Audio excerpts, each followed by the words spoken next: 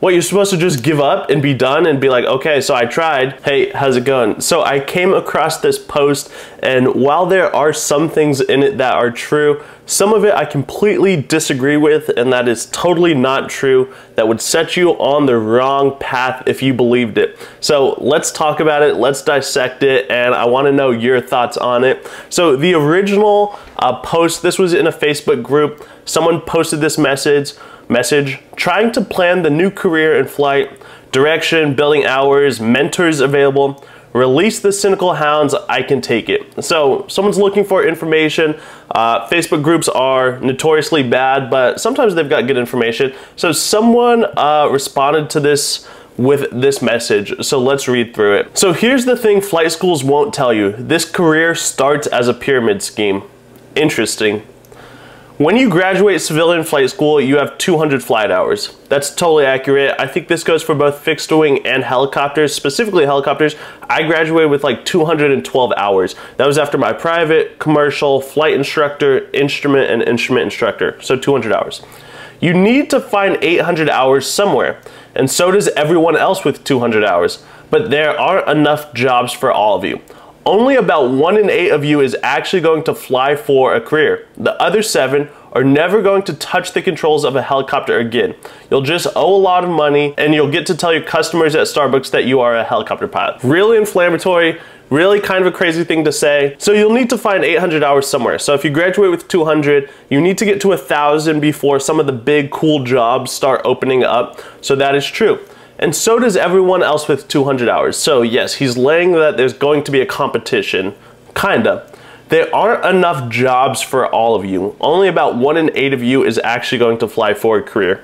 Okay, that part I totally disagree with. There are plenty of jobs out there. I came into the helicopter world in 2019, so it's been 3-ish years.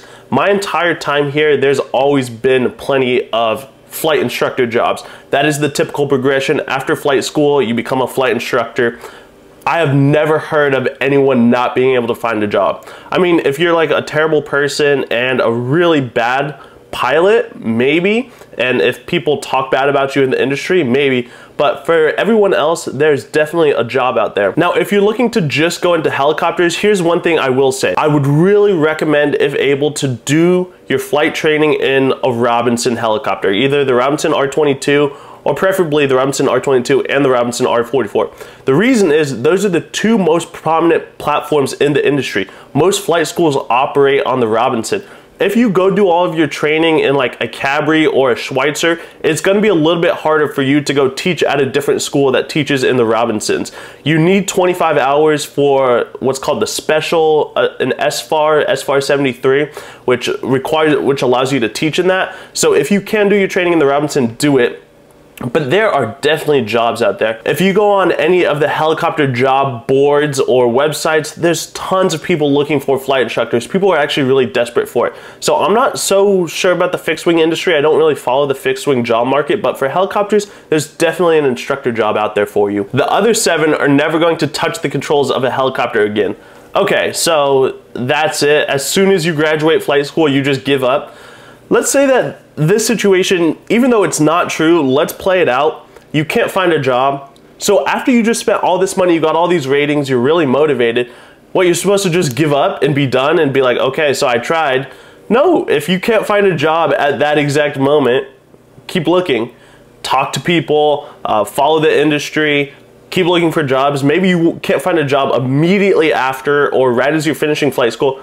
A month later, 2 months later, 6 months later, a year later, there's gonna be a job. Eventually those flight instructors would move on. So immediately, that is not true. You'll just owe a lot of money, and you'll get to tell your customers at Starbucks that you are a helicopter pilot. So he's kind of just being like an a-hole at this point.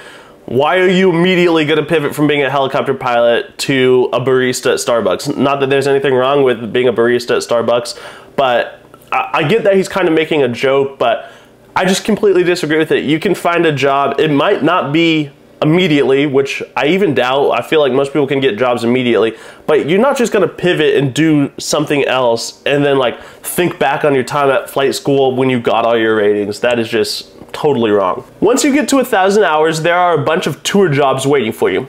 I kind of agree with that. At 1,000 hours, you have enough time and enough experience that a lot of tour operators will pick you up, even flying turbine helicopters. So like Maverick and Papillon out in the Grand Canyon, Nevada, Arizona, they'll pick you up for tour jobs. A bunch of places in New York City will pick you up at 1,000 hours. So yeah, at 1,000 hours, there's probably a job waiting for you. When you hit 2,000, there are going to be 100 EMS jobs waiting for you. Yeah, that's probably true. The EMS industry is really struggling for pilots. I mean, there are just crazy sign-on bonuses, retention bonuses, flying the A-Star, the Bell 407, the EC-135. 2,000 hours is really like the doors have opened for you. That's pretty much true. There are a couple requirements like cross-country time, turbine time, night time, instrument time, but over those 2,000 hours prior, you probably have built up that experience. So like 2,000 hours is really the benchmark. But to get there, you have to compete with 10 other guys to get one flight instructor job. Once again, I really disagree with that. You know, if you are willing to move,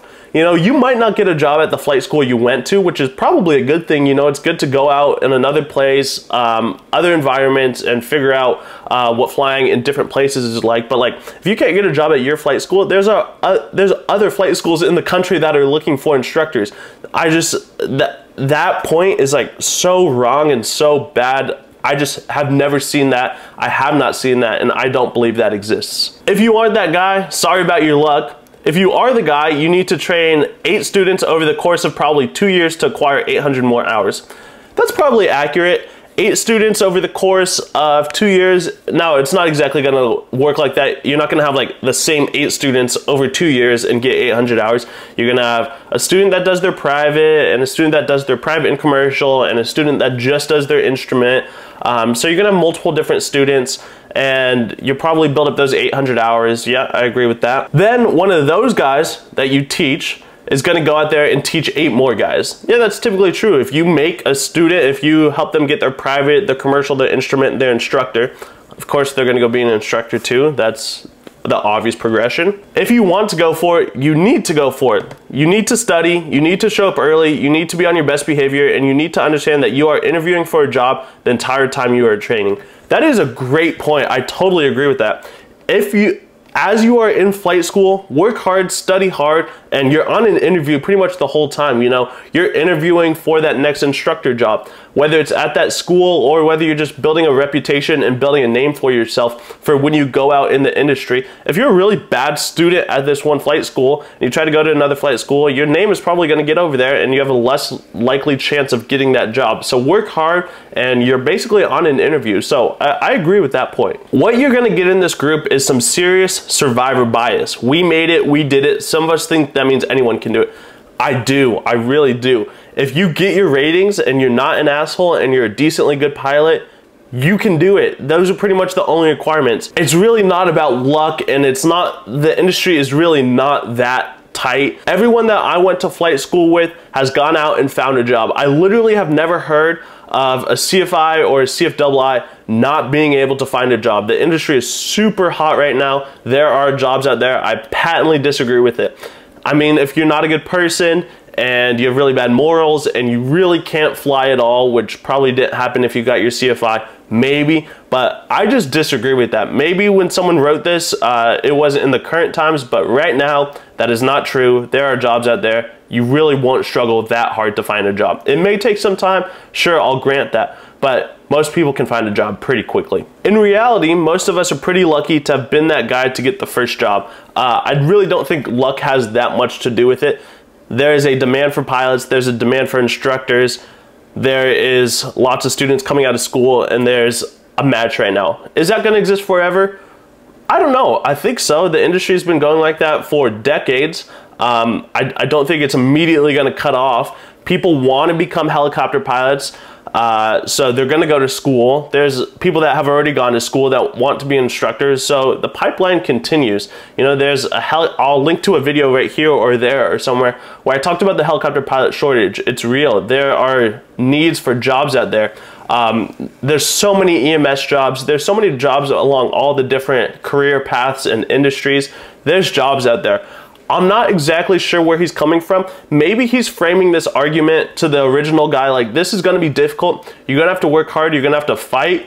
It's gonna be, you're gonna have to work hard. I guess that's the main point. But to put so much doubt into someone that wants to do this, I just disagree with. It's not true. Finding the funds is definitely the hardest part. If you get through school and you have your ratings, you'll definitely find a job. Like, hear me now and quote me later, but you will find a job. The hardest part of flight school is finding funds. It's expensive, it's really difficult, it's a challenge to get the money for a lot of people if you don't go the military route, but there will definitely be a job out there for you. Parts of this response are true, but some of it I completely disagree with. You can find a job, that's the message here.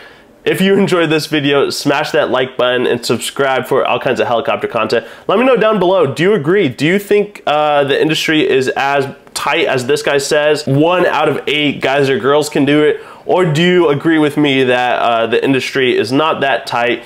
You can find a job. The industry is really hot. So let me know what you think down below, and I will see you guys on the next one. Take care.